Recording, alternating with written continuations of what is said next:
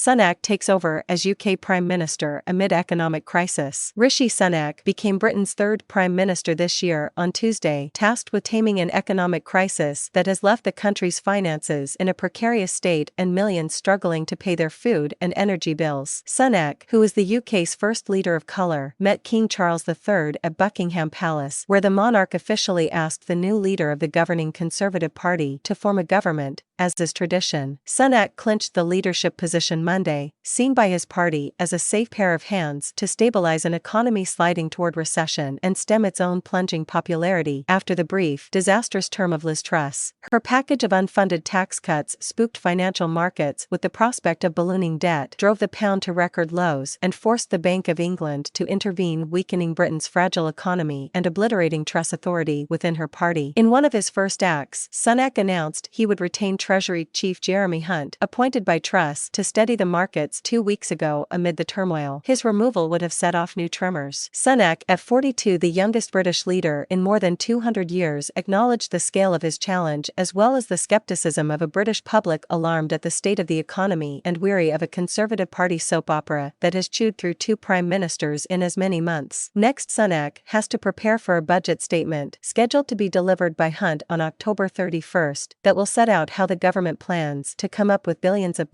dollars to fill a fiscal hole created by soaring inflation and a sluggish economy and exacerbated by Truss destabilizing plans. Truss announced her resignation last week and departed Tuesday after making a defiant public statement in Downing Street, 7 weeks to the day after she was appointed Prime Minister. Truss offered a defense of her low-tax vision, saying she was more convinced than ever that we need to be bold and confront the problems we face. She leaves a Conservative Party trailing the left-of-centre Labour Party in opinion polls. Sunak has at most 2 years to turn its fortunes around. There does not need to be an election until the end of 2024, though public pressure to call an early poll is growing. Jill Rutter, of the Institute for Government, said Sunak's task was to show the Conservatives are capable of governing in a fair way in the national interest.